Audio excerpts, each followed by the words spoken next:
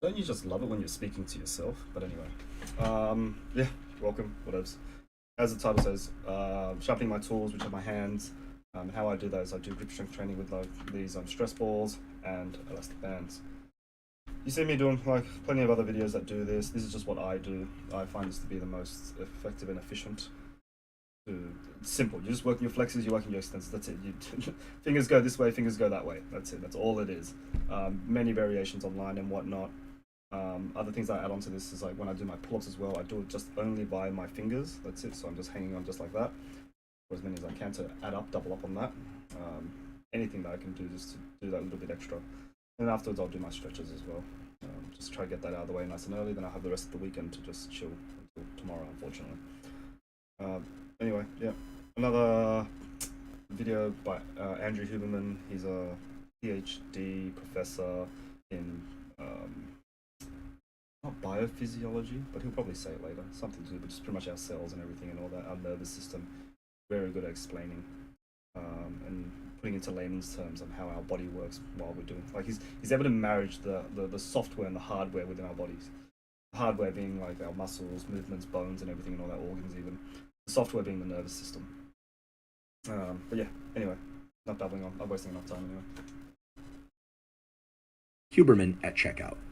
And now for my discussion with Dr. Rhonda Patrick. Rhonda, welcome.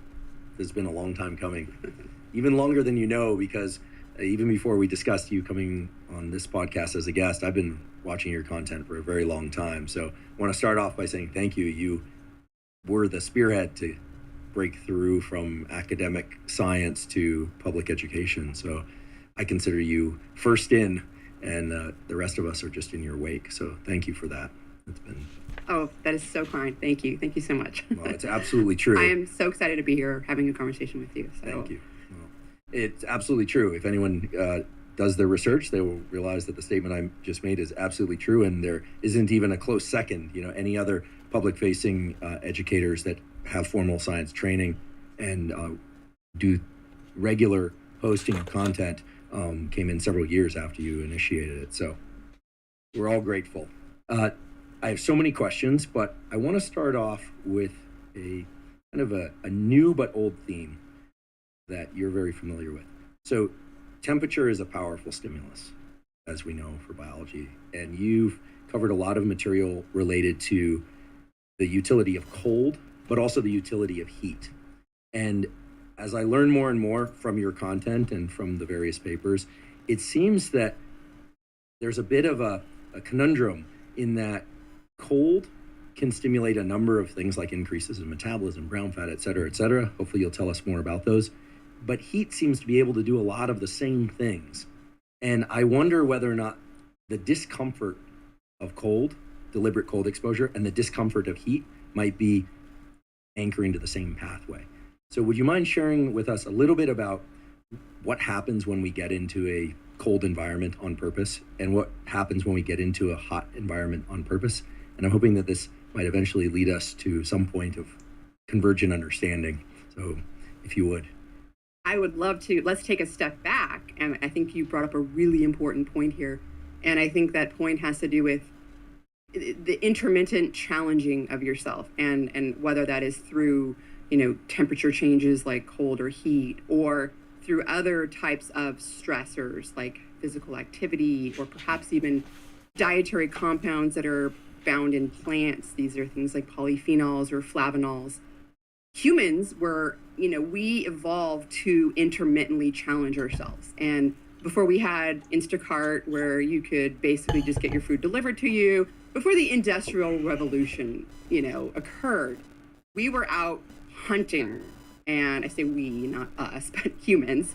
We were out, gathering, we were moving, and we had to be physically fit. You couldn't, catch your prey if you were a sedentary slob, right? You were moving, and you had to pick your berries, you had to move. And so physical activity was a part of everyday life. And caloric restriction or intermittent fasting was also a part of it. This is another type of challenge. We didn't always, have a prey that we caught, or maybe temperatures were such that, there was nothing for us to gather, right? So food scarcity was something common, as well as eating plants. So getting these compounds that I mentioned. So this is these are all types of stress, intermittent challenges that activate genetic pathways in our bodies. These are often referred to in science as stress response pathways because they respond to a little bit of stress. Physical activity is strenuous. Fasting is a little bit stressful. Heat, cold, these things are all types of little intermittent challenges.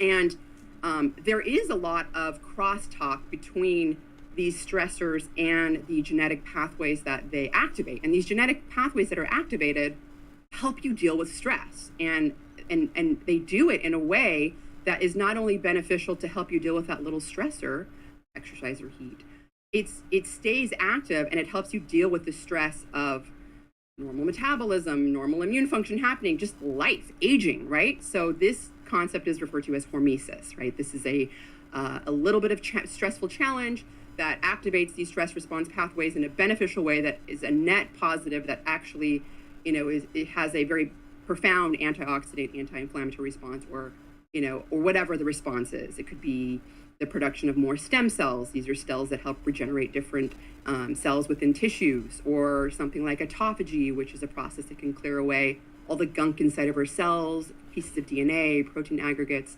So you'll find that these stress response pathways are activated by a variety of stressors. So for example, one pathway is called heat shock proteins. And as their name would apply, one would go, oh, they're activated by heat. Well, correct. They are activated very robustly by heat. And we can talk about that. But, you can eat a plant like broccoli sprouts, which is high in something called sulforaphane. This is a compound that is sort of like a hormetic compound, or as David Sinclair likes to say, it's a xenohormetic compound. I love that term. And it activates heat shock proteins, among other things. It also activates a very powerful detoxification pathway called NRF2, which helps you detoxify things like carcinogens that you're exposed to. Well, guess what? Heat activates that. So what I'm getting at is there is overlap. Like cold also activates heat shock proteins. Really? Cold? Yes, it activates. These are stress response pathways, and they're activated by various types of stressors. Now, you're going to more robustly activate heat shock proteins from heat versus cold, but there is some overlap. So I think that sort of forms a foundation there. Yeah, that's very helpful. And, it brings to mind, in the context of the nervous system, I always tell people, you only have a small kit of neurochemicals to work with. There isn't dopamine for Netflix, and then dopamine for relationship, and dopamine for work, etc. Dopamine is a generic pathway by which motivation, craving, and pursuit emerge, etc. And just like adrenaline is a generic theme of many different behaviors. And it seems that it is the job of biological systems to be able to take a diverse range of inputs, even unknown inputs, like we don't know what technology will look like in 3 years, but you can bet that some of those novel technologies will tap into the very systems that I'm talking about now. And there certainly will be other stressors to come about that will tap into these pathways. I have two questions related to what you just said before we talk a little bit more about cold and heat. You mentioned plants as a route to creating intermittent challenge. There's a lot of debate, mostly online, about whether or not plants are our friends or plants are trying to kill us. The extreme version from the carnivore types, pure carnivore diet types, is that plants are trying to kill us.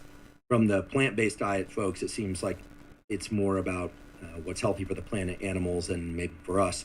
But if we set aside that argument and we just raise the hypothesis that plants have compounds that are bad for us, but maybe by consuming them in small amounts, they're creating this hormesis type scenario. So then I think we conceivably solve the problem. We could say, yes, plants are bad for us, but in small amounts, they provide this hormetic response and they're good for us, right? So in the same way that heat is, too much heat is bad for us, too much cold is bad for us, can kill neurons, but appropriately dosed in an intermittent challenge type of scenarios can be good for us. Is that how I should think about plants and these compounds? Do you think of them as good for us or as bad for us? They're a very sharp blade and we want to use them potently. I think that it's almost impossible. I mean, you'd have to eat nothing but the same plant all day, every day in large. I mean, the bioavailability of these compounds in the plants, they're attached to a food matrix. It's not like taking it in a supplement form as well. it's such that like it's very difficult to make it toxic. Now there are some cases, for example, if you eat cabbage, and I think there's some group in Africa or somewhere that like that's all they eat is cabbage, and there is a goitrogen in cabbage. It's not sulforaphane; it's another compound, but that's all they eat every day. Nothing but that. They get goiter, and they the get thick neck. yeah, and they're like iodine deficient on top of that. So, I do think you can of course make. I mean, there are types of plants that are toxic in small quantities, right? I mean Hemlock. hemlock exactly. We'll kill you. So Folks, don't play this game with hemlock. But you're not going to get poison from eating, your serving of broccoli at dinner, right? So I mean, it depends on the plant. These generalizations are kind of, they're just not useful, and I think that a lot of people online in the blogosphere, they gravitate towards them because it's just easier and it's a lot more sensational. I eat plants, meat, and starches. I'm one of those rare omnivores out there now. I feel like I'm a rare, or it's rare to be an omnivore. But I think once you step out of the social medias, as you said, the blogosphere, most people, I would say 99% of people on the planet are probably omnivores. Right. And someone will probably correct me, but I doubt the number falls below 90, 98.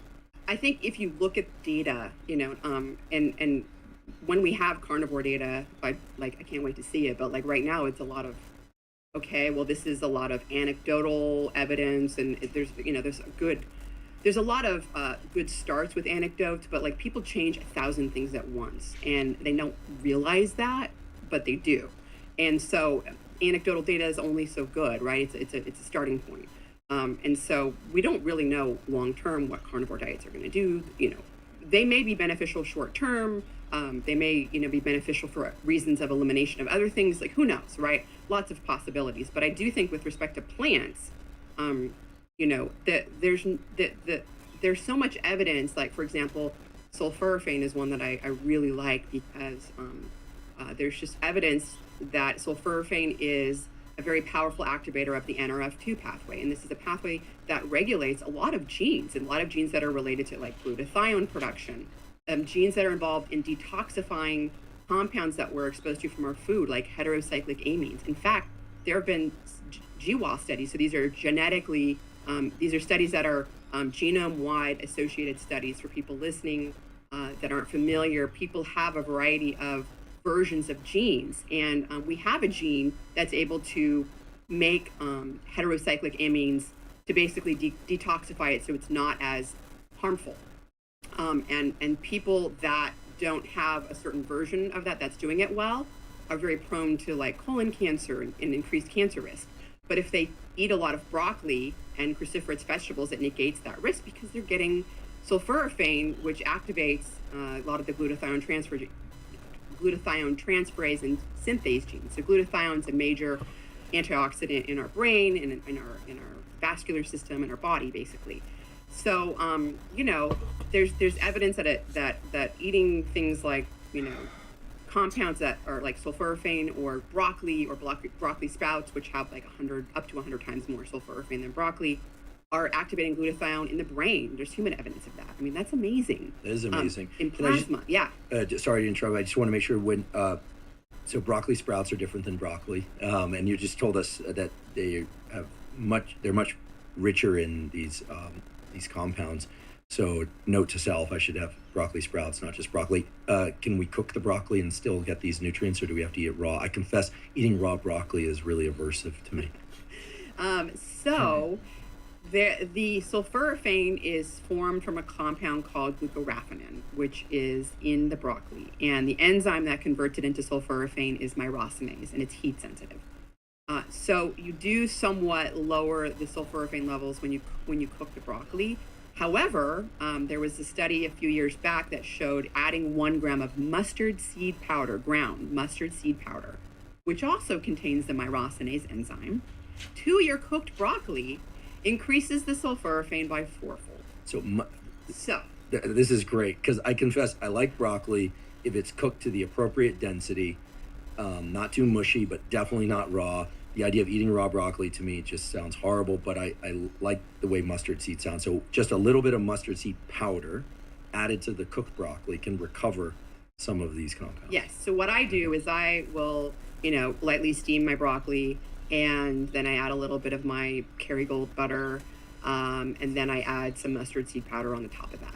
And it's got a little kick, like it's just a little spice, and if you don't taste that, it's expired. Like it should have a little kick. And because I know people will want to know how often and how much, are you eating this every day or most days of the week? Well, I had shifted to supplementation with sulforaphane. I'm admitting right now that I've been terrible about it the past, 6 months or so. The supplementation or the broccoli? Yes, the supplementation. So there's another compound, and it's actually called moringa. And Dr. Jed Fahey, who's really the expert on sulforaphane, he's a good friend of mine. He's been on the podcast a couple of times. He basically thinks, and has done a lot of research on moringa as well, that it's like a cousin, and it activates the NRF2 pathway similarly to sulforaphane. And so I've been buying this Cooley moringa powder. I don't have any affiliation with them. But Cooley is a brand. Cooley is the brand that you have no affiliation. I have no affiliation, okay. But Jed Fahey has researched it like that specific brand, and so it's legit. It's legit. It's science backed. Yeah. In terms of actually containing moringa and activating NRF2, and I add it to my smoothies. So that's what I've been doing.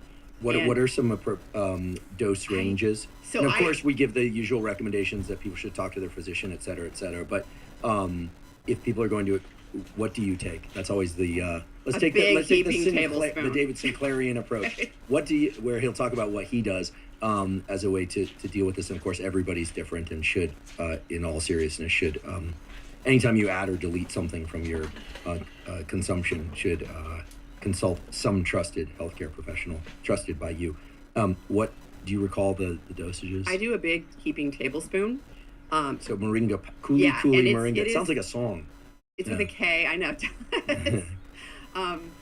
But for people also listening, it's well, why would I do that? I mentioned the glutathione in the brain. I mentioned it in plasma. It's been shown to lower DNA damage in people and in white blood cells. It's also been shown, and there's been several different studies in China. In China, there's a lot of air pollution. And I mentioned that, it's a very powerful activator of NRF2. And I know you're familiar with NRF2, but NRF2 is it's your transcription factor that it is binding to a little specific sequence in a variety of different genes, and it's turning them on, or in some cases turning them off. It's regulating what's being activated or what's not being activated or being turned off. And some of the genes are basically these detoxifying pathways. We talked a little bit about the glutathione, but there's also ones that are involved in airborne carcinogens like benzene. So benzene is found in air pollution. Cigarette smoke. If you're smoking cigarettes still, please try to quit. Yeah, you're mutating your DNA. It's just say nothing of the lung cancer. You're mutating your DNA. And heart disease risk. But anyways, people, and this has been repeated in more than one study, that literally after 24 hours of taking, I can't remember off the top of my head what the dose of sulforaphane from broccoli extract, broccoli seed extract was, or broccoli sprouts extract, not the seed, it was the sprouts. Anyways, they started excreting 60% benzene and acrolein. That's something that we get in cooked food. It's coming out in their urine. Yeah. Well, I'm not a smoker, and I have to be honest, it's rare that I hear of a supplement for the first time, because I've been, deep diving on supplements since I was in my teens. This is fascinating, and it brings me back to this question that we had before, and I appreciate that you answered it very clearly. Plants have compounds that are good for us. They're not just stressing us. They're activating pathways that are reparative. That's what I'm taking away from everything you're telling me. Right. And that our bodies were supposed to be getting that stress to have those pathways activated. It is right? This is conserved among different animals. This is something that is supposed to happen. And in our modern day world, we don't have to eat plants. We don't have to move anywhere or exercise. We don't have to go through periods of not eating food, because we can have it at our fingertips at any second, right? So, we've got this conundrum of we're never activating these stress response pathways that we're supposed to activate. We're supposed to. I find that fascinating. And again, drawing a parallel to to the nervous system. So what I'm hearing you say is that historically we would have to go through some stress, some confront cold or confront heat or confront effort or hunger, have to exercise essentially in order to obtain these compounds, and then those compounds are reparative.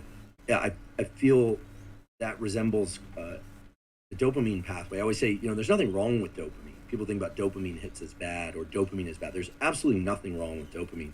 The problem is dopamine, especially high levels of dopamine, released without the need for effort to access that dopamine is problematic. So a line of cocaine gives you a ton of dopamine with no effort except to ingest the drug. Whereas working for 4 years or more to get your degree will release a lot of dopamine and a lot of cortisol along the way, as we know. Can confirm. And it's considered a healthy accomplishment. Cortisol, the stress hormone. A tremendous amount of, we're approaching the spring and there'll be a lot of graduations. Weddings are coming up now that the pandemic is kind of hopefully slowing. And there'll be a lot of dopamine. High levels of dopamine are great, but only after the effort of having done something in order to access it. And so that's what I'm taking away from what you're saying, is that we need to go through this different types of intermittent challenge, and we are rewarded with particular compounds that are reparative, both for the challenge, but then make us stronger. Hormesis really is, it seems, a case of what doesn't kill us makes us stronger. So you mentioned... Can I add to that one thing you just said? Because this has been shown with, for example, sulforaphane in animal studies. You precondition, give the animal sulforaphane, and then you expose them to hypoxia or some kind of ischemic stroke condition, whatever they do to induce that. And the sulforaphane, it basically protects them, they're preconditioned and their stress response pathways are primed. And so when they're then exposed to the ischemic stroke, their outcomes are so much better than the animals that didn't get the sulforaphane 48 hours before, whatever it was. And this has been shown in multiple animal studies with sulforaphane specifically in the brain. I know Mark Mattson, Dr. Mark Mattson, he's often thought of as the intermittent fasting king, but he's a neuroscientist, and he did publish some work and talks about sulforaphane as well. I'm really glad you brought that up, that example up, because many of the questions I get on social media and elsewhere are about traumatic brain injury, and TBI is just one example. And people always think, sports, it's football. Whenever you say TBI, people always think football. And I just want to take a moment to editorialize. 90% or more of traumatic brain injury is construction work, at-home accidents. Football players hockey players martial artists are a tiny fraction of the people who have TBI and concussion of various kinds. It just so happens that within those communities, many of them, 75% or more, experience those. So it's salient within those communities, but concussion is prominent. People are always asking, what can I do in order to offset brain injury? I had a concussion 2 years ago. What can I do? And it's been a tough question because we really don't have anything for them. I mean, you tell them sleep well, eat well, exercise, but it sounds like some of these reparative pathways either should be explored in the context of brain injury, or I'm guessing are being explored in the context of brain injury. Yeah, so a couple of things there. One is that, traumatic brain injury, it's terrible, but it's so interesting because it's also like literal real-time brain aging. You're able to accelerate it and understand. So I often think of, when I think of traumatic brain injury, I think of so much overlap between Alzheimer's disease and dementia and these neurodegenerative diseases, because there are a lot of similarities there, and so sulforaphane, I personally think, and I do think there's been some animal research with TBI, and sulforaphane, mostly preconditioning rather than treatment. So again, it's if you want a healthy lifestyle thing and you're a construction worker or you're fill in the blank, that's anyone that drives in a car, you're at risk to some degree, right? Or bicycle. Yeah. Around Stanford, we have, I would say, people demonize motorcycles, people demonize a lot of things, but moving fast through space on a small object next to a 3,000-pound vehicle, we have a number of friends that have died. We have a number of people with traumatic brain injury. I'm not against cycling or cyclists, but it's a risky sport by any stretch. So in taking things like moringa or eating my broccoli sprouts, maybe cooking them a little less than I'm currently cooking them, putting on the mustard seed, is there evidence that, well, first of all, NRF2 is expressed in neurons, right? So those cells should be protected. Are there other cells of the body that could possibly gain protection from these pathways? Well, lungs for one, but just even in plasma cells, I mean, I think it's pretty. NRF2 is pretty ubiquitously expressed. Liver. So there's so many animal studies that have looked at all those things. I try to kind of gravitate towards human ones because it's a lot more relevant. But I think overall, like I mentioned, DNA damage lower, 24 or 34% lower in human blood cells after broccoli sprout powder supplementation. And I made a video on this like years ago, 2016 maybe, and I think I have like the references on there to exact amounts. I can't remember. We can link to the video, but it's kind of an old video. It's 2016. But I also had Jed on the podcast, and he did talk about this. But it's also been shown in randomized controlled trials to help treat autism and autistic symptoms. And yet again, it's doing interesting things in the brain. And I think it does have something to do with the oxidative stress and the glutathione, which would be relevant for TBI treatment. It hasn't been shown empirically that helps with treatment, but I do think someone could do that study. I think that it should be done, honestly, because it's a low-hanging fruit. So I mean, if there's any impact, and there is at least one preliminary study that glutathione is increased in the brain after humans are, basically taking sulforaphane. So, which is really, for people listening, that's so important because a number of compounds that people take in supplement form don't cross the blood-brain barrier, or they get metabolized in ways that what's listed on the bottle almost becomes irrelevant for what your cells actually experience. So that's very reassuring. We will get back to heat and cold and this theme that I tried to surface, but I just find this too interesting to diverge at this point from these themes. So what other compounds or micronutrients do you place in the top tier of useful, interesting? There are animal studies, maybe there are hopefully also some human studies. We've talked about a few.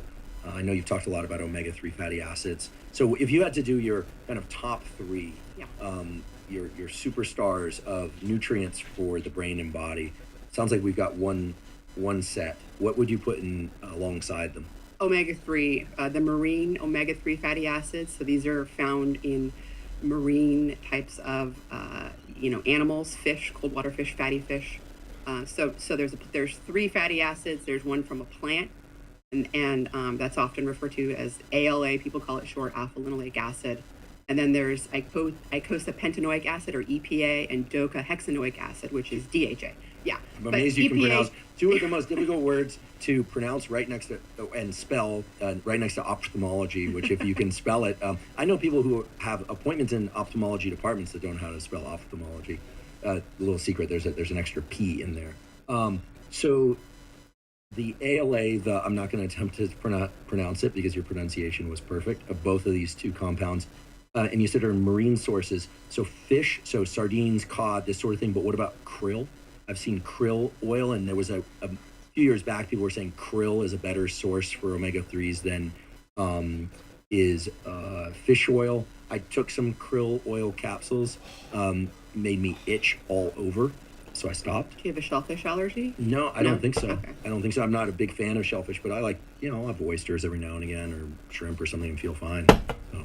Yeah, we can talk about sources. So krill is a source mostly of a type of DHA and EPA that's in phospholipid form. So it's a phosphatidylcholine omega-3 fatty acid, and that's different than most of the, well, if we're talking about fish oil supplements, that's a different story. But if you're talking about comparing fish to eating krill, like we're talking about the I would never eat krill. Okay, are we talking about the supplements? Okay, so yes, fish oil I apologize. supplements. Yeah, krill supplement versus fish oil supplement, and if it fits in the conversation, talking about great sources of omega-3s in their whole form, I have a bad feeling you're going to tell me sardines. Sardines are they're awesome. Anyways, except for the taste. And for the potential contaminants, mercury I think was one. No, it was mercury. And Joe was telling me about, like, he used to eat sardines Joe Rogan was telling me that he used to eat sardines every day, and and then he had like really high mercury levels, and I was really shocked because sardines are like, low in the fish, group. So they're the higher up you get, like swordfish and sharks, like really high mercury because they're eating all the other fish, right? But I think some brands, and if you look at like Consumer Lab, it's like a third-party site that I'm not affiliated with, but I use them because they do a lot of analysis of different foods and supplements, and so you can look at like some of their sardines, and they have a list of like ones that are pretty decent. But anyways, back to your question about fish oil supplements versus krill oil supplements. So one of the major differences is that fish oil supplements, if you get a high quality one, it's in a triglyceride form. So you've got like a glycerol backbone with 3 fatty acids, and that's attached, and those are either DHA or the EPA. And or if you have a lower quality fish oil supplement, then you have what's called ethyl ester form. And typically, the reason for that is it's when fish oil is purified, it's run through this column with alcohol or something. They cleave it off the glycerol backbone, and then it's just kind of easier to leave it like that than like re-esterifying it, which costs more money. So you can get it in ethyl ester form, which isn't as bioavailable. And in fact, if you don't take it with food, you're going to be in trouble. You're not going to absorb much of it at all. Would you see this on the packaging? Is it going to say it's in this ethyl form? Some fish oil brands will put it on their website, perhaps on their packaging, but most of the time you'll have to dig for it on the website and or call them. But I think for the most part, ones that are like higher end will market it like triglyceride form. And it's not that ethyl ester is bad; it just means take it with food. So one of the major prescription omega-3s out there is both of them actually. Lavazza, which is a mixture of DHA and EPA, as well as Visipa, which is a highly purified EPA. These are both prescribed by physicians to patients with hypertriglyceridemia, so high triglycerides, among other things. I think maybe dysregulation of lipids as well. This is amazing. So, for people, so these are prescription drugs that are essentially very high potency purified omega-3s, but they're given to people for lipid issues. So this is the treatment of issues with fat metabolism by giving people fat. Yes. Just to really, I just want to push home, again, I'm not carnivore, keto, or anything, I'm an omnivore, but to just push home that one thing that's so wonderful that you've done over the years, and that you continue to do, is to move away from these very broad, sweeping statements about, fat is bad. I mean, here's a case where we're saying fat is not only good, it can be used to combat issues with fat metabolism.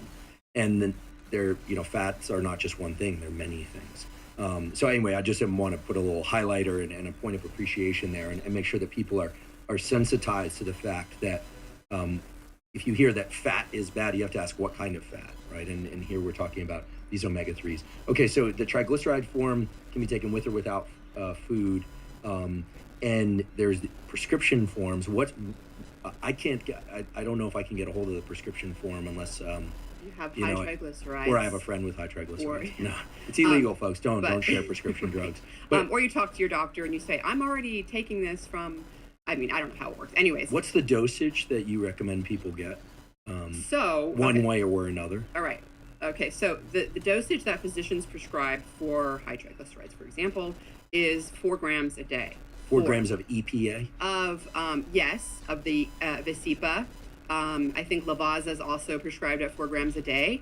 And you can get either of those from your physician. My father-in-law just got one of them prescribed because we were buying our own omega-3 for years and years. It's like, hey, you can actually get this, and health insurance can cover it. And it's a really purified form, but you have to take it with food. That was the bottom line. I've totally gone on tangents, but you're asking more interesting questions anyway. So, well, normally I ask about mechanism and then I talk about protocols, but in the or the why. Or the why. But we haven't gotten there yet. But I think that, and we definitely will get there. But I think a number of people nowadays are just really excited about what they can do for their health, and so here we're just raising the importance of omega-3s, and then we'll definitely get to the why and the underlying mechanism. I think 4 grams is, and in fact, Dr. Bill Harris is just one of the pioneers on omega-3 fatty acid research. He was on our podcast last August, and he was saying the reason FDA chose that was literally just because how much they could get people to take It wasn't like an upper end, like, oh, this is not, anything above that is unsafe. That wasn't the case. I mean, it was just purely like cost and compliance, so like what they can get into a pill, the amount they can get, and how many pills they can get people to take. I'm smiling because our good friend Sachin Panda at the Salk Institute, who's done a lot of important work on intermittent fasting and other incredible work on circadian rhythms, etc. When I was talking to him in preparation for an episode on intermittent fasting, I said, why the 8-hour feeding window? And he said, well, the graduate student who ran those studies had a partner, I think it was a girlfriend, as I recall, I hope I didn't get that backward. And the partner said, listen, you can be in lab 10 hours a day, but you can't be in lab 14 hours a day if you want this relationship to work. And so it was 8 hours of feeding window plus some measurements, and time to walk into the lab, park the car, etc. And so the 8-hour feeding window that everyone holds so holy was actually just born out of this relationship between these two graduate students. Had they been single, I was single all through graduate school, or most of it anyway, and I lived in the lab. So if it had been me, we'd all be intermittent fasting would mean eating 14 hours a day. That was a joke, not a good one, but just want to make clear I'm joking. But the point that you're making is a really good one, that the 4 gram amount is not a threshold based on anything except the threshold of people's willingness to actually take the stuff. So, and I think that's important for people to hear, because so often we hear the 8-hour feeding window, 4 grams of EPA, 150 minutes of cardio. And it's really a question of what you can reasonably do in a study. So I take 4 grams a day. I take 2 grams in the morning, and I take 2 grams in the evening. I take my EPA in the morning, and I take my DHA in the evening. 4 grams of EPA. I do. I don't know if, I don't think it's necessary. Not necessarily. I just happen to get a certain fish oil supplement that's like separates them. And so, like Lavaza's a great one, and it's all like in one, and it's easier. What if someone doesn't have a prescription? So I take over-the-counter fish oil. I know I feel better because I've done the experiment. I think I remember having about I take the 700 milligrams. I don't have per depression, day. but my mood is better. My joints feel better. I just feel better. And I like to think that my platelets are slipperier and they're cruising through any little obstructions in my veins or arteries. That's the image I have in my head, but I don't have any data to support that part. Yeah, I mean, so if you're asking for like, where do people get these fish oil supplements? Well, let's say I look at the bottle and it says 2 grams per serving, but then I look and it's 750 milligrams of EPA, right? Or 1,000 milligrams of EPA. Let's say half of it is EPA. Then do I want to hit a threshold of EPA or a threshold of what's listed on the bottle, right? On the front of the bottle. And because my understanding is that we need to hit a threshold level of EPA in order to derive these important benefits. I think 2 grams is a good threshold. Now, the International Fish Oil Standards, IFSO, they have a website where they do third-party testing of a ton of different fish oil supplements from around the world. And they measure the concentration of the omega-3 fatty acids in the actual supplement, because nothing is ever what it says on the bottle. And then they also measure contaminants, so mercury, PCBs, dioxins, things that you'd find potentially in fish that are harmful to humans. And they also measure mercury and then oxidized fatty acids. So these omega-3 fatty acids are polyunsaturated fatty acids, which are extremely prone to oxidation. So please keep your fish oil in the refrigerator, because it's colder. Yeah, they're extremely prone. Mine's in the cupboard, so now I know. The shelf life's increased, lower oxidation. It makes perfect sense. Right. Yeah. Anyways, they measure that, and I typically like to look for. They give you a total oxidation number. It's called TOTOX. TOTOX is what we call it for short. And I like it to be at the least under 10, ideally under 6. It's really hard to find all the right mixtures of things, but people can go to this website and they can browse through the products. I've put together an Excel sheet, which I have a YouTube little screencast that I'm yet to publish, press the publish button on, but it basically, you have to go back and check and update, because these are from different lot numbers, of the products. They do have up to like 20, 27 or something. And so I've gone through and found my top picks of high EPA brands and high DHA brands if I were to buy some, the ones that I would choose. because of the low total oxidation and the high concentration of either EPA or DHA. Now, people can go and do this themselves. It just takes some work. No, I'm glad that you did the work. I'm going to put up a tweet every week Oh no. with you tagged until this list is published online. Sorry, Rhonda, but I'm going to do it. I know it's very sadistic of me, but in service to the community and myself. And I chose 5 brands from each, and I tried to find one in like Europe and one in Canada. So there's like a great selection of. Thank you US for doing that work. I don't want to do that work, and I trust you. So I try and get 2 grams. I'm too lazy to research, so I get other people that are better than me to do it. Supplementation. I'll now put it in the refrigerator. Mood is better. I made that decision mainly based on the data that I'm aware of, looking at comparison of people doing that anywhere from 2 to 4 grams of EPA per day compared to SSRIs, selective serotonin reuptake inhibitors, and treatment of depression. And I don't want to take an SSRI if I don't have to, and fortunately I don't have to, but the data are, by my read, are remarkable. People that take these things in sufficient doses, meaning the EPAs, are able to get by with much lower dosages of SSRIs for depression relief, or in some cases to come off their SSRIs completely, or avoid going on antidepressant medication. Now, of course, this is not something people should cowboy. Mental health issues are serious, but what other reasons? I'd love your thoughts on that, on the mental health part. And so maybe you could tell us, what are some things that getting 2 to 4 grams of EPA per day is going to help with in our brain and the rest of our body? So do you know, so I actually published a paper back in 2015 about the role of omega-3 and vitamin D in depression, bipolar disorder, schizophrenia, and compulsive behavior. But so like within that paper, like doing background research, and this was a review article, by the way. I was just connecting dots. I'm gonna grab that. I confess I don't know the paper, but I love quality reviews because the references therein are so useful. Well, there's a huge role for inflammation, the cause of inflammation in depression. And, I think we did a short animated video on this as well years ago about, publishing that work where, people are injected with lipopolysaccharide. I mean, this is something that we're generating from our gut, mostly from, our gut permeability, which happens a lot. Endotoxin, it's also called. It's endotoxin lipopolysaccharide. It's basically the outer membrane of bacterial cells. When bacteria die, so like when the immune cells in our gut come into contact with the bacteria because we drank alcohol 5 days in a row or whatever, we release endotoxin, or something stressed us out. We release endotoxin into our body, and that causes inflammation. And so you can inject people with lipopolysaccharide and cause depressive symptoms.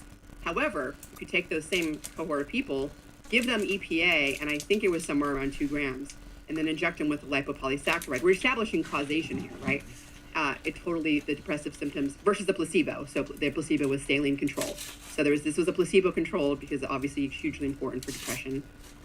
It ameliorated the depressive symptoms that was caused by lipopolysaccharide. Amazing. And LPS, lipopolysaccharide, is no joke. Years ago when I was working on thermal regulation, so I'm going to be able to dry needling on my hands now. If I could do them both at the same time, I would, but fever. unfortunately I have to use one of my hands. The vagus nerve registers the presence of LPS thumb, signals to these one at the back here. That's it. Particular hypothalamic areas, and cranks up body temperature because basically it's a signal that the body is infected, right? Amazing. So I will continue with my 2 grams per day. Maybe I'll ramp it up to 4. I'm not doing the DHA separately. If there is DHA in the same supplement, is that okay? Yes, yeah. And to kind of, we got a lot of things to hit back on because one of your original questions was krill oil versus fish oil. Yes, and DHA specifically is in phospholipid form. Does not take much. It's more bioavailable. So our bodies, if you're comparing exact quantity or concentration, in triglyceride form versus phospholipid form, you will get more in your plasma cells, or in your plasma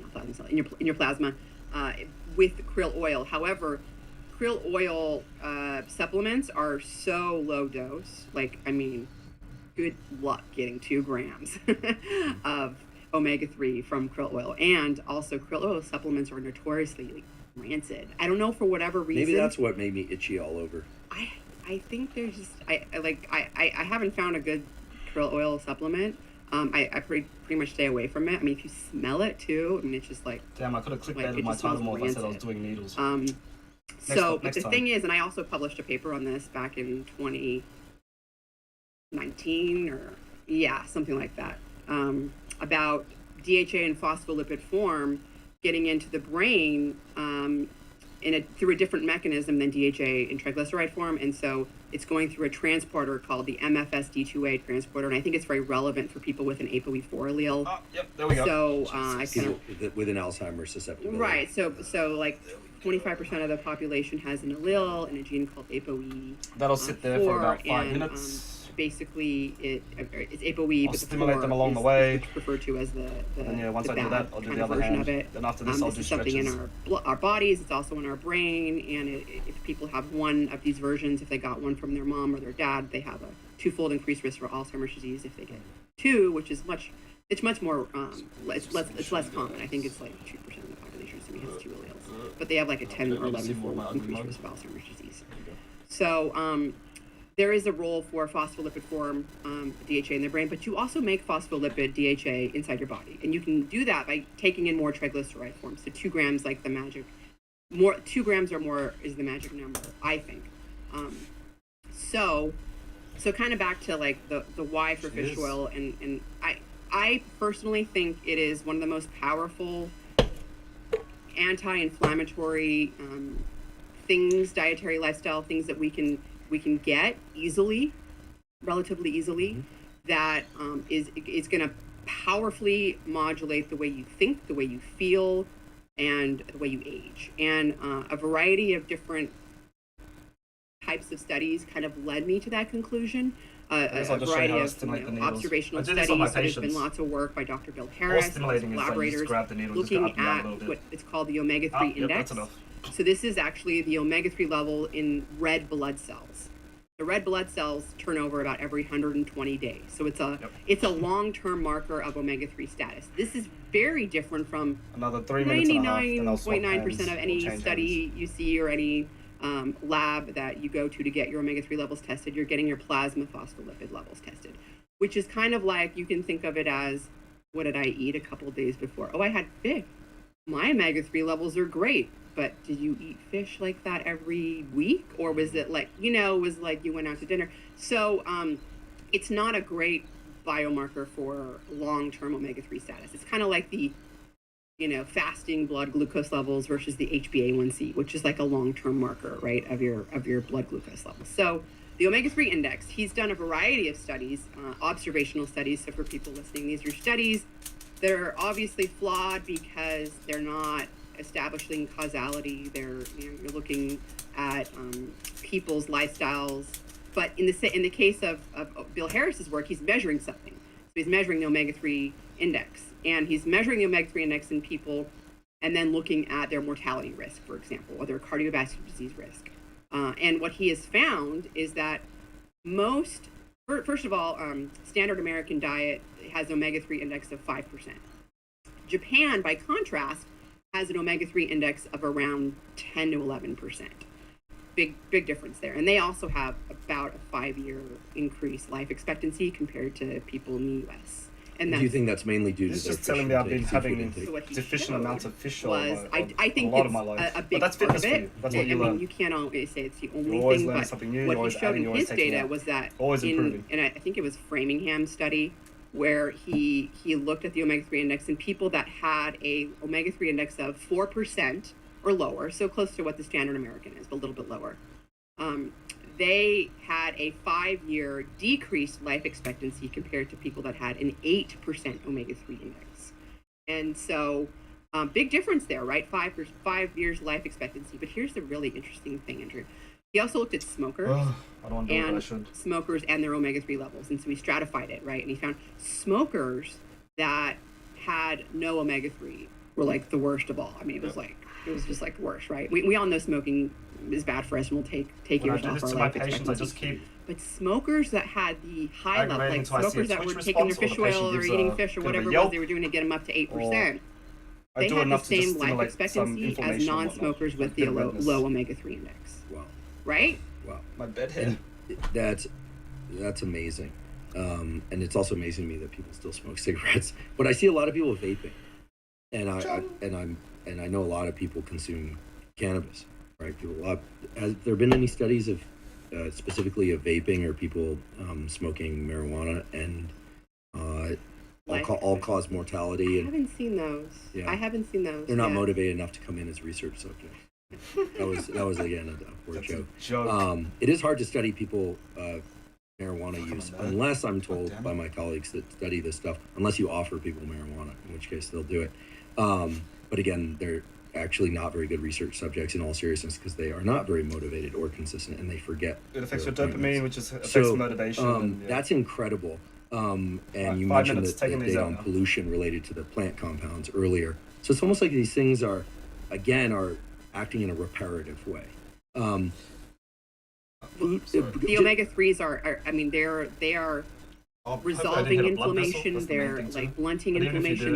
They're doing so many different, like they affect so many different parts of the inflammatory pathway, which is, I think it plays a huge role in the way we age, the way our brain ages, the way we feel, our mood, just our joints, all that. And so happens to my patients too. Very it's simple, amazing, just but tissue, it's not, you know. Rub it. I love fish oil. I feel better when I take it. I try to eat some fatty fish, especially to your patients times a week.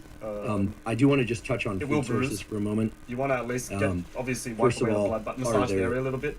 Decrease the bruising by a lot. Omega-3s. And second, I don't do it. I don't do I have much some of friends it, who are really into facial needling. You can almost needle anywhere. And I like meat, especially around the face. That's Argentine, Patients but I don't have eat bruises very around much the of face, it. I try and eat high quality especially meats around in there. If your patient relatively starts limited bleeding, amounts. But I do eat pretty often.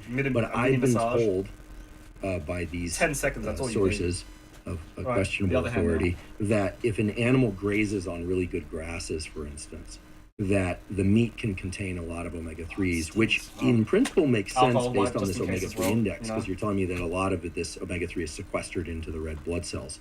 So if I'm eating high-quality grass-fed meat and the grasses had omega-3s, my steaks have omega-3s or no? So there was a study published that compared conventional meat, so meat that is, that animals are fed. What I do is dry needling. It's not acupuncture. Acupuncture is reserved for the traditional Chinese for animals and people, as far as I can tell.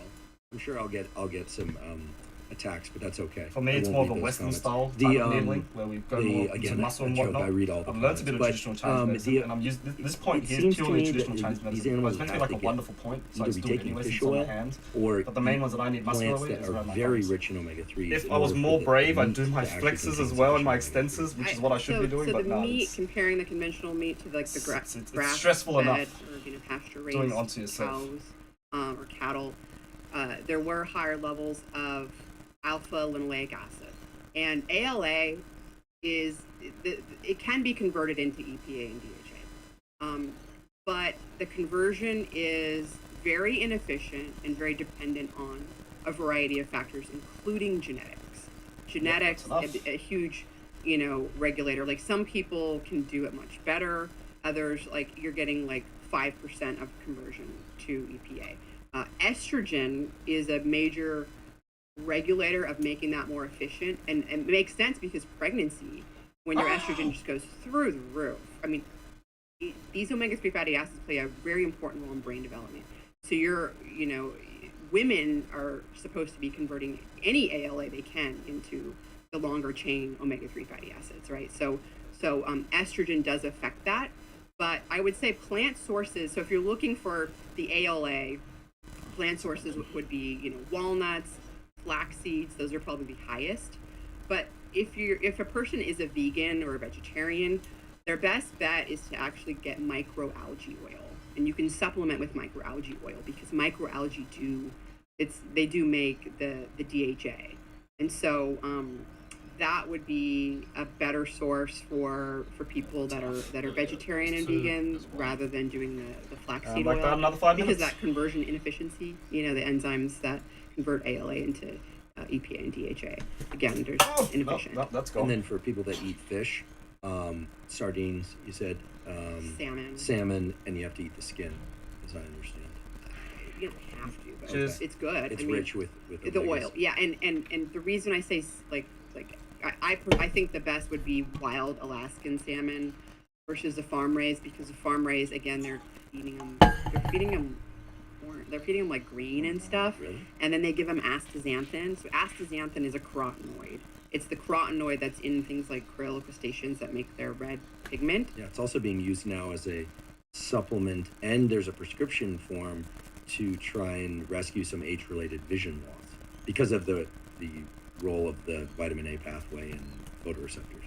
Yeah. Well, actually, the carotenoids themselves, so like lutein, zeaxanthin, they're really good at sequestering singlet oxygen, which is damaging, right? Right. Yeah, as we age, because the retinal cells, cells of the eye are so metabolically active, they accumulate a lot of reactive oxygen species, and mitochondrial repair and limiting reactive oxygen species is a major theme of trying to rescue vision. Yeah. So that's a whole other podcast and story. There's some really interesting data now on the use of red light to try and trigger these pathways. That's my good friend of many years and amazing scientist Glenn Jeffrey's lab at the University College London. So we should talk about that at some point, if not today. I saw that study like 2020, was it? And now they have a second study. Oh, do they? It's looking real. I mean, they're cautious. They're appropriately British and cautious about it.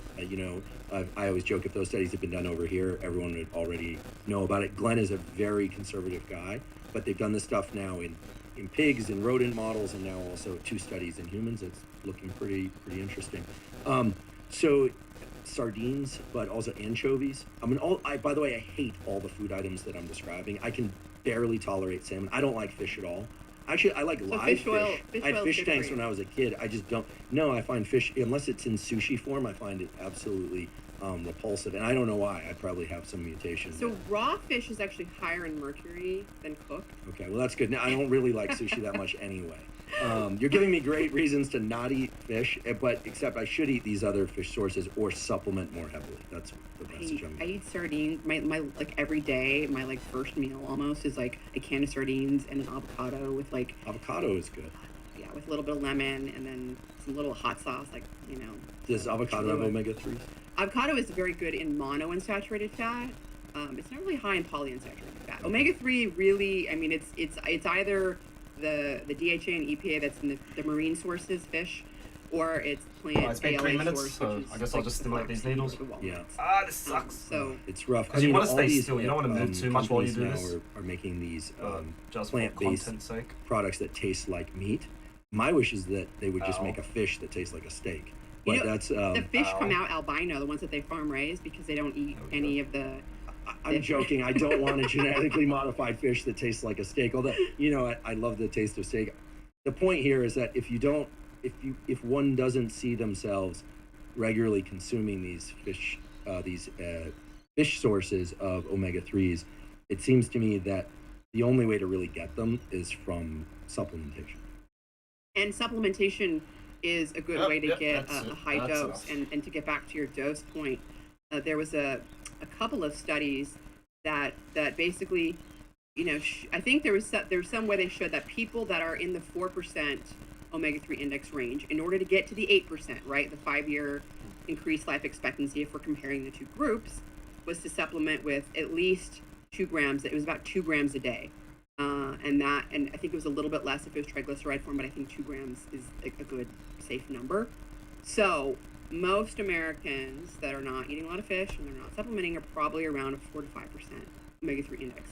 And to get to the 8%, and I think that's a good empirical way of thinking about it, right? Okay, well, I want to get to that 8%. By the way, I'm almost 16% omega-3 index. Yeah, I was going to ask about testing. Yes.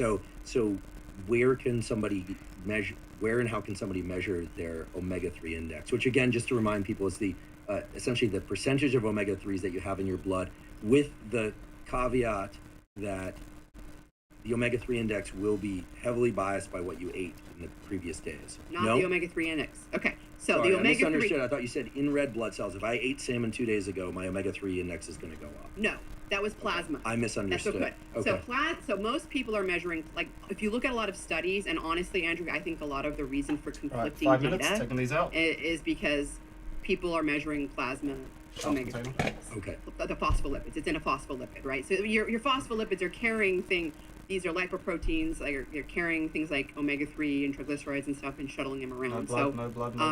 The omega-3 Not index bad. is actually in the red blood cells, and red No blood cells take blood. 120 I days feel like to this one turn might over. be. So if you're going to do a baseline test, if you want to know before supplementing what Just a your level little is, bit. So you it's not have to bad at wait all. 120 days before doing the second test after supplementing to know how Always much alcohol you went up, swab. because that's how long it yourself from takes infections. for your red blood cell to turn over. So By breaking the the skin and omega-3 index, introducing a Bill pathway. Harris No, jokes. has a company that he co-founded, is called Omega Quant, and they measure the omega-3 index. They have a variety of different Ooh. index Oh, no. tests. You can do like a basic one or a little more What happened? advanced. This is from a blood draw. It's a little blood spot. There. Right. Yeah. And That's you know, done. like he uses money Stretches. to like funnel back Alright, into doing stretches lipid now. research. Cheers. So he's like out there doing all sorts of interesting studies on omega-3s. It's great. But the omega-3 index is great. I think that honestly more people and more researchers should be using it, because the conflicting data, it always comes down to what we're measuring, the sensitivity of it. You know, are we even measuring anything? So, you know, you're giving someone 500 milligrams of DHA and you don't see any effect. Well, did you measure what their levels were? And did you measure the omega-3 index? You know, there's all sorts of problems with randomized controls, and I think that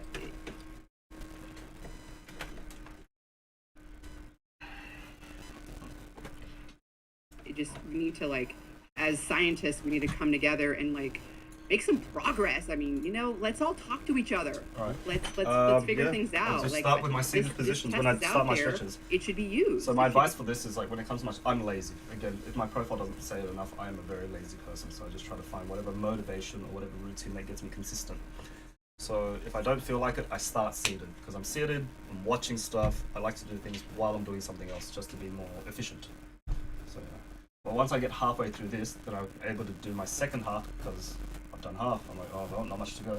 Because the other half is my lower limbs, and pretty much I got to be standing for that. And who wants to be standing? Be used not just by triceps. Bill's group, but like everyone. Timer. Yeah. Well, and I'm 30-second learning holds. so much from you, That's all it and is. I agree we need more collaboration. I've always enjoyed really fruitful collaborations in my lab at Stanford, and collaborating is just so much more fun. Online, there seems to be a bias more towards creating silos as opposed to bridges, but I appreciate that you bring up the need for more collaboration and knowing which measures are best. And in this case, now thank you for the clarification. I understand this omega-3 index is going to be best. You mentioned so basically when I look at you, I think you are 16% omega-3. And dolphins are 19%. I'm almost. Is that your goal? You're trying to get there? It is. Interesting. Actually, they should probably do something where you're trying to achieve the omega-3 ratio of your favorite species. Now that we've covered a bit of how to get these things into one system, depending on what one eats, et cetera, and some of the better measurements, how is omega-3 and some of these other related lipids, how are they having these positive effects? In my mind, and this is incredibly elementary, but my understanding is that at some level they're making platelets more slippery. Is that true or not? I'm happy to be wrong. How is it possibly impacting? This one's going to be a bit my hard mood? to Is it see, but through I've done the my synthesis I've of done the stretch membrane on before, neurons that allows neurons to release more on one of my other videos. If you transmitter, need a better like angle, serotonin, it's on mine dopamine. as well. I mean, what are some of the purported, reported, and better known stand. mechanisms? I think some of the most well-known mechanisms do have Elbows to on do the with surface, the omega-3 keep fatty moving acids back, being very push your powerful chest towards the ground. regulators Simple as of that. Where am I? the Minute inflammatory 40. process in some way, shape, or form. Whether that has to do with Wonderful resolvents that stretch are for you, produced, so desk these from the workers. metabolites. But honestly, anyone that's on their like phone, DHA, it's a for wonderful example, stretch for you. resolvins play a role in resolving inflammation. Like, you want your inflammatory response to be activated when it's supposed to be, but you want to resolve that inflammation and that inflammatory response in a timely manner, right? And resolvins help do that. And so resolvins are one. And then there's these specialized pro-mediating molecules, the SPMs, that also help resolve the inflammation. There's, like you mentioned, the leukotrienes and prostaglandins, and these things are being affected by EPA, and they do affect platelets and platelet aggregation, and they do affect that whole pathway as well.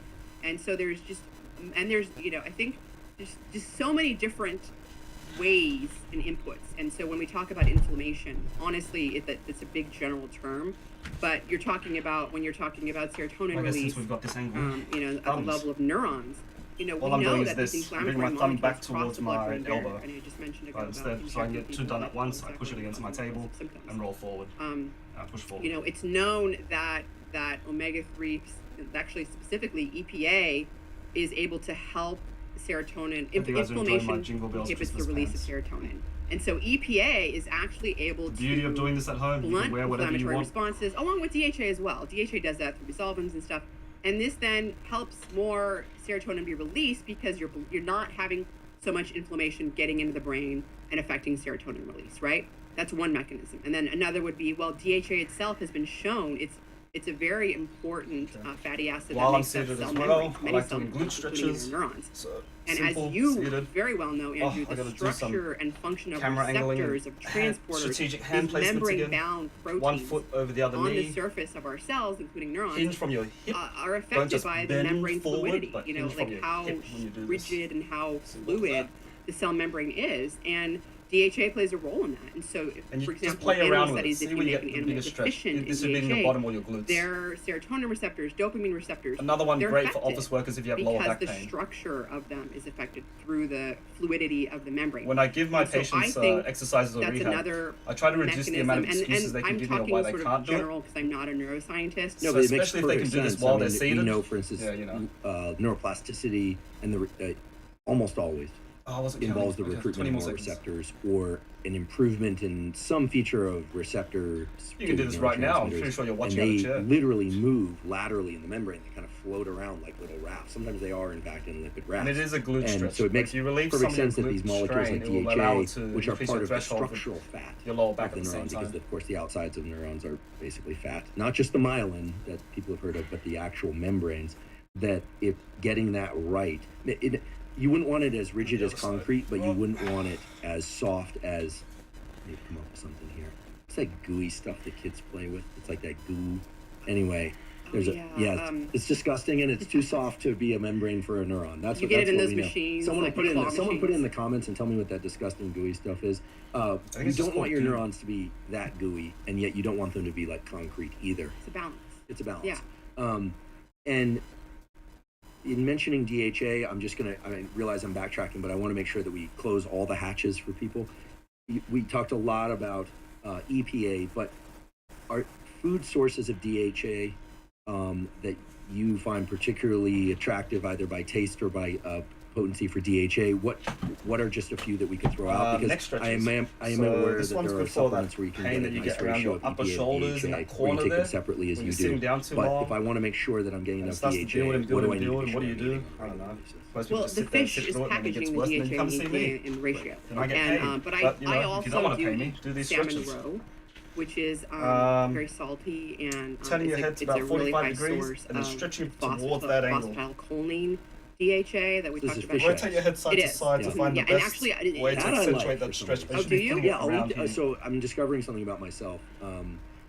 Was not meant to be nutrition. Another nutritional tip, psychotherapy, this but arm, you're doing focus that on with me it going anyway. down. Pretend you're I'm discovering not pretend, that, but like I move your like elbow eating down, embryonic so you're fish. I stretching just from don't both like ends. eating the actual. Okay, well, Okay, so fish eggs are okay. So They're- caviar, basically. caviar, yes, and that's a good source of the Yum. phospholipid form, and I was consuming that a lot because I wanted to get the phospholipid form. Yum. So it's actually really good. There's been some animal studies in piglets and rodents as well showing that consuming phospholipid DHA during fetal brain development gets like 10 times more DHA in the brain. Again, it's Makes sense based on fetal development. So do I need to buy beluga caviar? Stuff can get pretty expensive at $200 I don't a think tin. Another you tip need before you do the to. stretch. I think it's a matter of Perform a chin preference tuck, and which is this. if you're supplementing with your So I'm not your 2 to 4 extending. grams of I'm bringing my fish chin oil, towards my and neck. that you're gonna get You see how it sort of straightens out? phospholipid form I don't know if I've got the right angle for it, but hopefully you Okay, can see it. I've seen some containers. But that's what you want to do before I you assume do the stretch, quality so you're fish stretching the eggs muscle properly. that are not at the caviar This level side. you can find So in this the side, better grocery stretch, stores and that aren't down. super expensive. Right. I wouldn't Maintain dip that as low chin as tuck to while go doing the eat, for stretch. instance, like fishing bait, like when we were kids, we used to go fishing. You put the fish egg on the thing. That's probably not Another great. Although it's good great enough for the stretch. fish. Yeah. And the chin tuck exercise itself, Only half joking great here, for your neck folks. I'm just trying also. to Do protect about you 10 from reps every yourselves. day. Don't get any You crazy can do it ideas about anywhere. eating fishing bait. Okay, so that's I great didn't to check know. the timer, god damn it. So we have these plant-based compounds. We have the Another 25 omega-3s, seconds. the EPA, DHA, and then you mentioned there's a third category. What would you place in your third category of foods or supplement-based And to nutrients breathe and relax into that the stretch, which I don't do our enough. health, brain and/or body health, can really benefit from? I mean, I think the most obvious would be vitamin D, which is actually, as you know, a steroid hormone that we produce. But yes, the chin when tucks. we're in the So like I sun. said, Depending on the better time angle, of better year, angle. There we go. we can make it. In our So most skin, people and exaggerated melanin this, we have in our skin, or this. whether or not we're wearing sunscreen. So or to how old reverse we at are, least the it's neck part, very, you want to there's a sliding chin scale tuck. on how efficient that process is. And it's sort of, That's as I what you understand, want. there's an inverse But also, relationship. that's with the the exercise. darker, the more darker, great the for your darker neck, your great skin for is bringing that naturally, forward the head more posture back. vitamin D you You want need. to. It's That weird.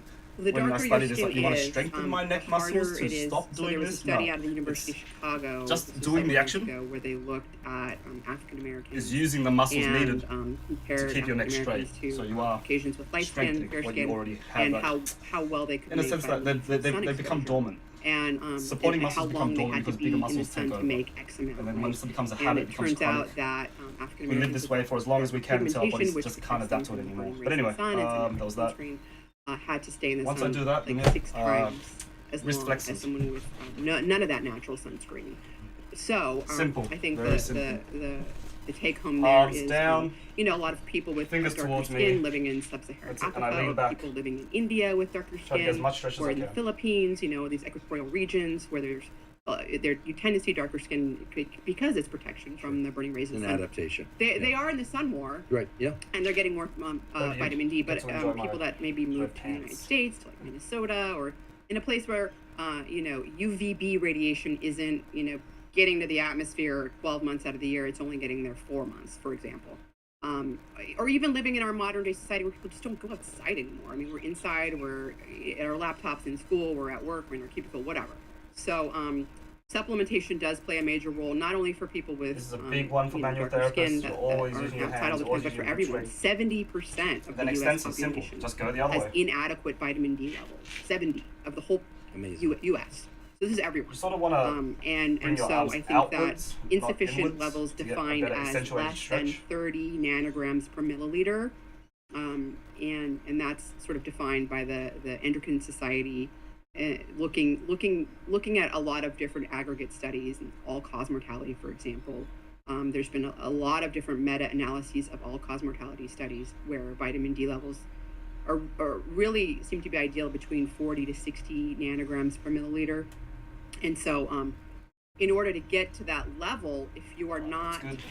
outside all the time, live in Southern right. California where you're always outside without sunscreen on. I always wear sunscreen because I'm trying to protect my skin from so many wrinkles and stuff, right? But also skin cancer is, you know, somewhat of an issue as well. So basically the point is that vitamin D is a steroid hormone, meaning Jeez. it actually binds to a receptor, and another receptor dimerizes with it, the retinoid Right. receptor. That's and that essentially the seeded complex routine. goes So into once I the get halfway, I'm like, nucleus all right, of a cell where your DNA might as well is, do the rest. and it So, recognizes I don't little think I'm missing sequences of anything else DNA while called here. vitamin D response elements, or See? VDREs. Move the camera. There are specific sequences of DNA that this complex vitamin D bound to the vitamin D receptor goes inside and recognizes, and turns on a whole host of genes, turns off a whole host of genes. I mean, this is important stuff. Like, imagine 70% of the population having insufficient testosterone, right? It's a steroid hormone. Which we might be headed there, but probably not. No, I think that names are very important, and I think that one of the issues is that vitamin D is called vitamin D. It's not called DHEA or, you know, variant blah blah blah. It doesn't sound like a hormone. I'm glad that you're mentioning skin as the major kind of interface between the environment and vitamin D synthesis, because a lot of people think of skin as just a protective sheath around us or something to adorn ourselves with earrings or tattoos or whatever. But skin obviously serves those roles, but the skin is an endocrine organ. It has the capacity to make things that impact hormones and to make hormones. There's this beautiful study out this last year where this took place over in Israel, where they had people get outside for 20 or 30 minutes a day, 3 times a week, exposing a culturally acceptable yet substantial amount of their skin during that time, and saw big increases in testosterone and estrogen.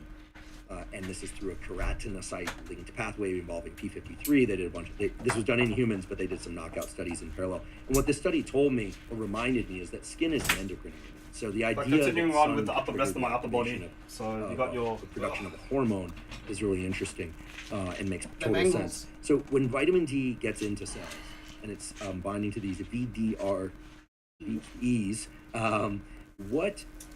what sorts of things are they triggering? So like for testosterone, we know it's going to trigger protein synthesis, muscle growth, tendon strength, etc. With estrogen, it's going to be keep your neurons going, your joints feeling good. I always remind people that, by the way, because guys are always seem to want to increase their testosterone and reduce their estrogen. Just remind people, if you reduce your estrogen, guys, your libido will plummet to near zero. Don't crush your estrogen. It'll also make you stupid. If you're not already stupid, it will make you stupid. So estrogen is vitally important for males and females. When vitamin D gets into cells, what sorts of things is it stimulating? Okay, so first of all, it's regulating more than 5% of the protein encoded human genome. More than, and this was, I say more than because when I was looking at this data really in depth back in, starting in 2012. You guys can just keep watching this. I'll be right back. I need to. It was that, and myself. Then it's now grown. But one of the important things that you'll find interesting that I published on back in 2014 was that I'd gone through this big published database where someone had published all these genes they found VDREs in, and basically I found that tryptophan hydroxylase 1 and tryptophan hydroxylase 2 was on there. And so then I started looking at the sequence, and I was doing some in silico work, and it turns out that the VDREs in tryptophan hydroxylase 2, so for people listening, tryptophan hydroxylase is an enzyme that converts tryptophan into serotonin. So tryptophan is what an amino acid that we get from our food. You convert serotonin, you convert tryptophan into serotonin in the gut, but you also do it in the brain. However, serotonin does not cross the blood-brain barrier. So tryptophan has to get into your brain, and then you have to convert it to serotonin in your brain. Well, the enzyme that does that in your brain is called tryptophan hydroxylase 2, and it's activated by vitamin D. The one in the gut is actually tryptophan hydroxylase 1. Some of my published work hypothesized that it might actually be repressed by vitamin D because it has a sequence. The sequence itself, this 12 nucleotide sequence, it can determine to some degree whether it's going to be activated or turned off. And so I was able to kind of look at that and think, oh, maybe this and that. And so since then, there have been some groups that have confirmed more with in vivo and or in vitro studies, because mine was all in vivo and all that stuff. But anyways, so serotonin, a really important one. But most people, this is regulating our immune system. It's regulating our blood pressure, all that. That's water retention, bone, of course, homeostasis, 5%, more than 5%. I can't tell you, so much. With 70% of the U.S. population deficient, I'm beginning to think that this could be the linchpin in a number of really important issues. So supplementing vitamin D3 is what I normally hear is I think I end up taking 5,000 IUs, sometimes 10 IUs of vitamin D3 per day. Just done that for a long time, and I've had my levels tested and they're in range. But I have a family member, I'll just mention this. I have a family member who was not feeling well, just kind of feeling off, a little low, had some digestive issues. This went on a long period of time. Was taking, on my recommendation, 15,000 IUs of D3. As Steve the was Pirate still said, deficient drain the in sea D3. monster. Now takes, and I'm not suggesting anyone do this as a special case, perhaps, but no chronic illness that we're aware of, needs to take 30,000 IUs per day in order to bring their D3 range just into normal, which is, to me, is striking because they eat quite well, they're a healthy weight. At least start back this chapter. So supplementing vitamin D3 is what I normally hear is I think I end up taking 5,000 IUs, sometimes 10 IUs of vitamin D3 per day. Just done that for a long time, and I've had my levels tested and they're in range. But I have a family member, I'll just mention this. I have a family member who was not feeling well, just kind of feeling off, a little low, had some digestive issues. This went on a long period of time. Was taking, on my recommendation, 15,000 IUs of D3 and was still deficient in D3. Now takes, and I'm not suggesting anyone do this as a special case, perhaps, but no chronic illness that we're aware of. That is not allowed in Needs the to take bedroom, so I'm gonna 30,000 create a barrier. IUs per day in order to bring Anyway, their D3 laps. range just into normal, which is, to me, is striking because they eat quite well, they're a healthy weight, etc. But it's made a tremendous difference in terms of their mood. Now, of course, it's correlative. Now they feel better, they're doing it. Who knows? They're probably also getting outside more. But I mean, I think people need to get tested. They need to get their D3 levels tested. But where and what is a good starting range for people to think about D3 supplementation? And again, foods that can increase D3. So vitamin D3 is a good way to supplement with it. Their vitamin D2 would be a plant source. You often find it fortified in like foods like milk. It's usually D2. There's been a few. Does anyone still drink milk besides kids? Out here, it's like you can't find cow's milk. I mean, all the lattes that you're getting. Soy milk. Yeah, What's the other one? They're fortified in I milk. drink so much milk. Oh, What is they this are. saying? Okay. They are. Yeah, they're fortified in. I have a hard time finding almond milk cow's and oat milk and all that stuff. Yeah, they're in all that stuff. Vitamin D is naturally, to some degree, in fatty fish. Like, like you think about cod liver oil, right? It's like it has vitamin D, but it's not. You're not going to correct a deficiency with eating fish for your vitamin D. Like you're either going to correct it with sun exposure, being in the right area, having the right amount of sun, and being the right age.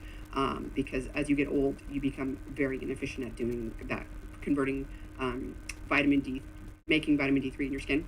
Well, that's probably what was going on here. Because this person is getting up in their age. There's a lot of single nucleotide polymorphisms. We talked about ApoE4 previously, but there's a variety of genes biceps. that people have. Very common, actually. In fact, I've had many people that have had to done that exact same thing.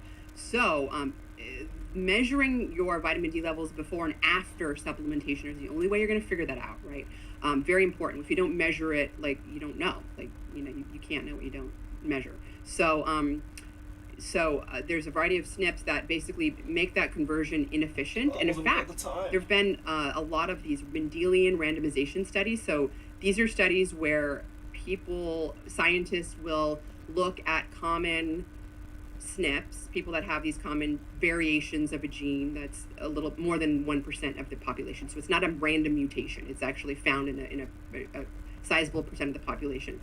And then they've looked at various outcomes. And a lot of times they'll look at genes that are also involved in some kind of lifestyle factor, so vitamin D, and SNPs that basically make the conversion of either vitamin D precursor into D3 or in D3 into 25-hydroxy vitamin D or into the active steroid hormone, which is 1,25-hydroxy vitamin D. And there's a variety of different SNPs that show people, and so you're not looking at vitamin D levels at all. You're looking at just the SNPs, and if they have it, they have low vitamin D. Okay, so it's really a way of doing a beautifully randomized controlled trial with an observational study because you're not biased. Vitamin D levels are also associated with health. People that have higher vitamin D are either outside more, they're more physically active, or they're aware of their health and they're supplementing, right? So you always have to worry about that when you're doing an observational study. But Mendelian randomization is beautiful for that reason, where you now just people randomly have these genes, and it's not like there's no health status. Like if you have the SNP, like your friend, like your family member was healthy and all that, they were healthy and yet they couldn't get their D levels up, right? So these Mendelian randomization studies have found that people that can't convert into the precursor, the 25-hydroxy vitamin D, which is usually what's measured, it's the most stable form of vitamin D in the body, they have a higher all-cause mortality if they can't do it. So people with, that don't have it have a lower all-cause mortality. They have a higher respiratory-related mortality. They have a higher cancer-related mortality. So to me, why did I get on this rant? Oh, because you're a family member. So basically, they also are more likely to get multiple sclerosis. This has all been done with Mendelian randomization. And so it really does hammer home the importance of measuring your vitamin D levels and being very proactive about that. I mean, you can get it done anywhere. Your doctor will do it. You ask them to do it, So supplementation-wise, typically if you don't have one of those SNPs, For the most part, taking 1,000 IUs of vitamin D will raise blood levels by around 5 nanograms per milliliter. So let's say you're deficient, you're 20 nanograms per milliliter, and you want to get to 40. You're going to need at least 4,000 IUs if you're normal, don't have any of these SNPs that change your metabolism of vitamin D, right? Does it matter when you take it relative to sun exposure, time of day, with or without food? I've seen some not so great preliminary evidence suggesting maybe time of day is important. I don't think it really, like, I can't seem to find anything that really suggests, because like for it to actually be converted into the hormone, I mean, it's stored. It's slow acting. These steroid hormones are slow acting. Yeah, it's not like an immediate thing, right? So like, maybe we'll get some new data that's like otherwise, but I just don't, It simplifies the problem anyway. So for people who are going to be stubborn and not get their D3 levels tested or their D levels tested and simply say, oh, I'll just take some D3. That was me, by the way, until I got tested. I threw 5,000 IUs into the mix and figured, well, it's not going to kill me. It'll bring my vitamin D levels up. I realize that's a bit of a coarse way to approach it, but I feel fine and I'm still breathing and ambulatory. So is that reasonable? 1,000 to 5,000 IUs for most people will be reasonably safe. Again, we're not just assuming that people are going to just jump to it without the blood test. Of course, I think that if we look at the literature, the scientific literature, it is extremely hard to get like hypercalcemia, which would be the major concern with really high levels of vitamin D3 supplementation. I mean, we're talking like hundreds of thousands of IU a day for a long time. So hundreds of thousands. Yes, yeah. yes. Now the upper tolerable intake was set by the Medicine Institute to be 4,000. It was just like the safe. It was kind of like one of those things where it's safe. I personally take 5,000 IUs a day as well, and my levels really hover around 50 nanograms per mil, and I do out. I don't put sunscreen on like all the time. Like I do put it on my face and I wear a hat, but like some of my skin is being exposed, so I do make it from the sun as well. But I'm glad you brought up the fact that you keep arms exposed because in these studies that I mentioned before, looking at sun exposure on skin and increases in other hormones, testosterone, estrogen mainly, it became clear from looking at those data that the amount of skin that you expose is important, which makes perfect sense once you hear that. But I think most people are thinking, oh, I'm out in the sun, but are you wearing shorts and a t-shirt, or are you wearing a sweatshirt and it's a hoodie, or are you all covered up out in the sun? Well, that might be great for setting your circadian rhythm by way of light through the eyes, because that's the primary mechanism for that. But it seems to me that the more of your body surface that you can safely and appropriately, please folks, appropriately expose to the sun, the more vitamin D you're going to create, right? So laying out on your back deck in shorts and a t-shirt with arms exposed and legs exposed is a very different stimulus than walking around in jeans and a doctors sweatshirt. again, but Absolutely. more Okay. Yeah. for Okay. the splits goal that I'm especially trying with to get sunscreen to. on your face. I know it almost seems like trivially simple, but I'm not sure that people are used to thinking about their skin as a interface to create these hormones. yeah. So surface area matters. And by the way, there have been studies The looking chair's here at because if I don't people that have are it here, I will deficient not in get vitamin back up. D. In this case, it was African Americans that were given a 4,000 IU a day vitamin D supplement to bring them back to sufficient levels.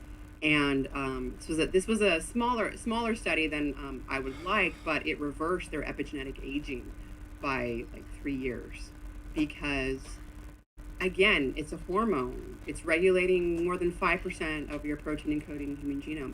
There's been studies looking at vitamin D receptor knockout mice, and I use this a lot in my presentations when I'm talking about vitamin D and longevity. But if you look at these animals, the vitamin D receptor, as I mentioned earlier, vitamin D binds to the receptor, and then it complexes with the retinoid receptor, and they go into the nucleus of the complex and you turn on and turn off genes. Well, if you get rid of that receptor, which is what you can do in animal studies, you can sort of determine like what effects there will be with no vitamin D, right? Like how do you study no vitamin D? And so what was found was that these animals, and in fact, I don't think it was a complete knockout, or because I think it might be embryonic lethal, but Some hypomorph, yes, which is basically geek speak for a gene is vastly reduced in its function, number, people know what I mean, but isn't eliminated completely.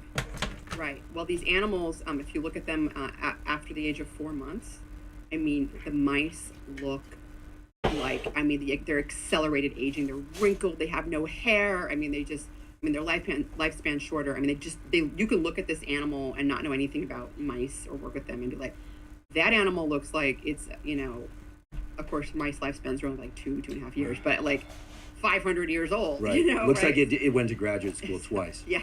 Actually, graduate school is a lot of fun. I like to think I aged backwards in graduate school, which is not true. I look at the photos, I definitely aged forward.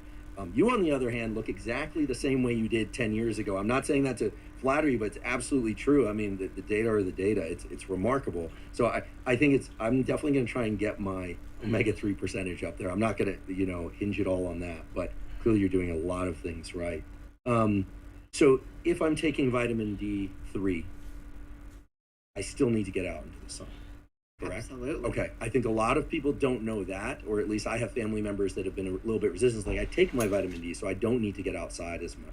I think people are really afraid of getting out into the sun because they're worried about melanomas. And I'm to be honest, I'm as scared of sunscreen as I am of melanoma.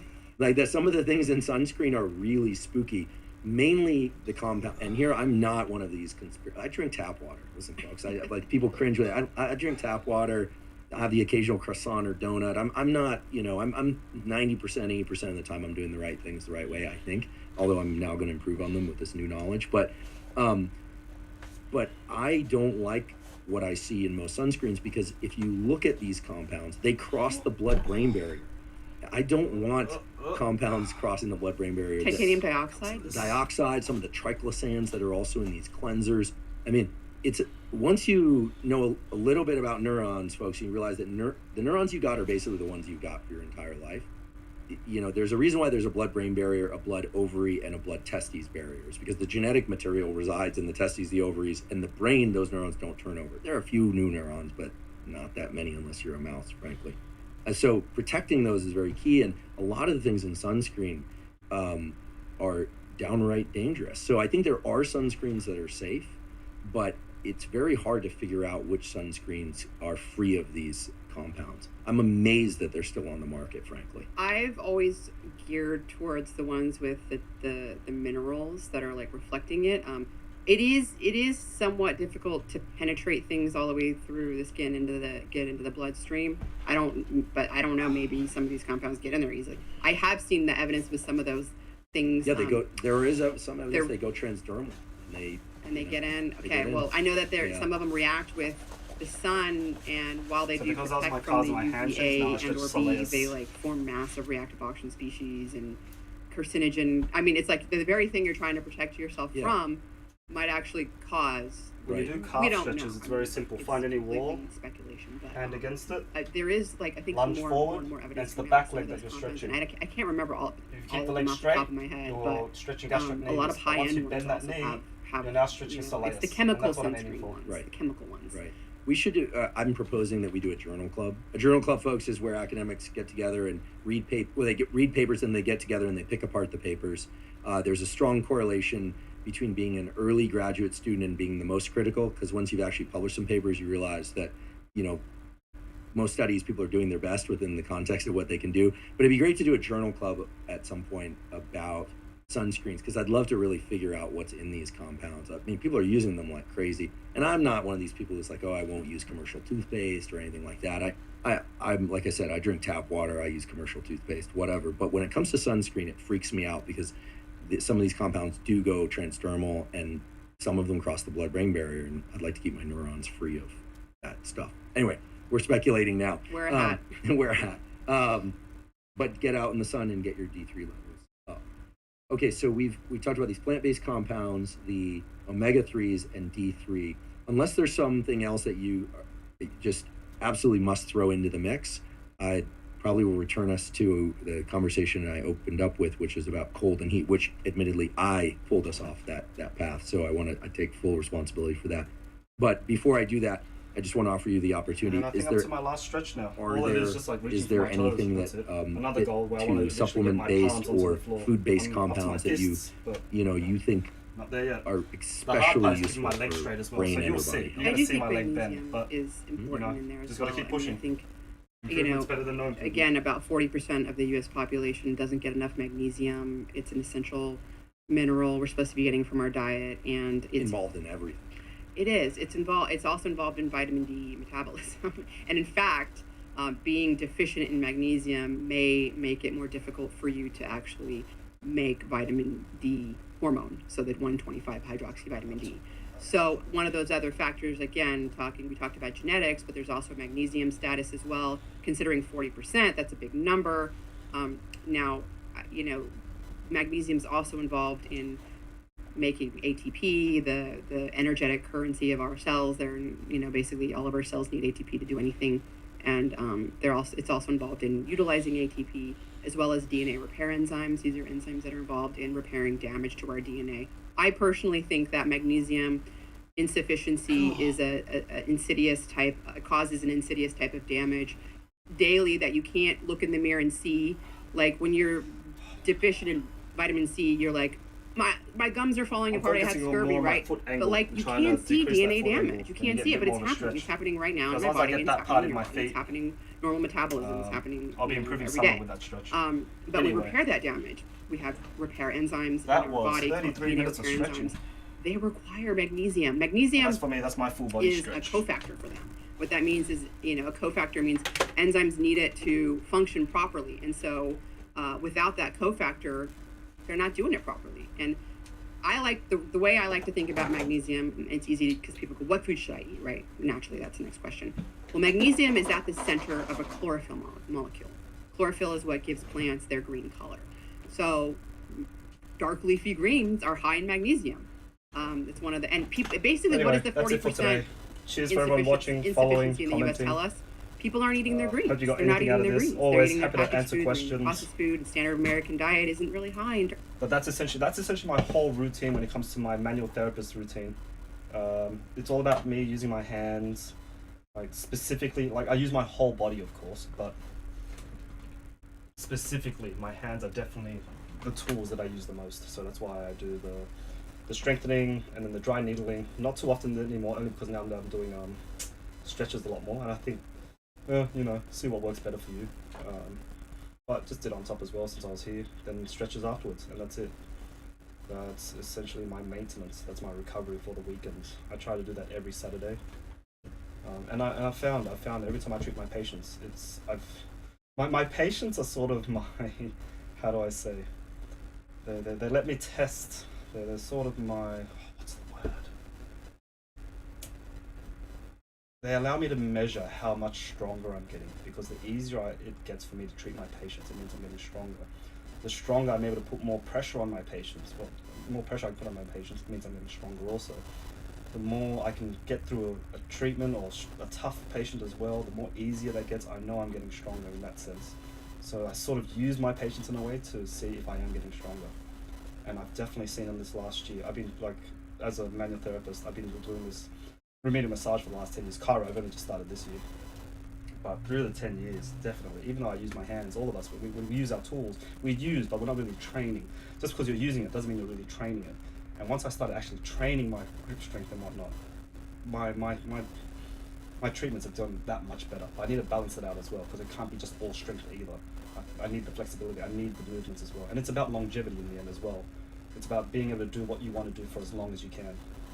Yeah, anyway, that's it from me. Thanks again. Next workout's on Monday, sometime Monday morning. That'll be my beginner's exercises, so if anyone wants to jump in with that, that's where I do the most basic exercise, simple stuff.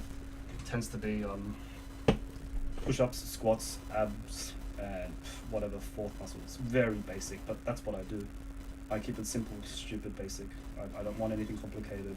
I find what works, and that's it. What works for me personally. What might work for me might not work for you. But that's the fitness journey once again. You find, you go around, you look. I do plenty of my own research, watch other people as well. I grab what's useful for me, throw out what's useless, try things, definitely try many things that don't work, and that's fine, that's okay. you still improve in some way. From you improve your knowledge at least, and that's another big thing too. Anyway, all right, Todd, have a good weekend. Bye. Follow each other on Instagram, I guess, if you want to see more of this furry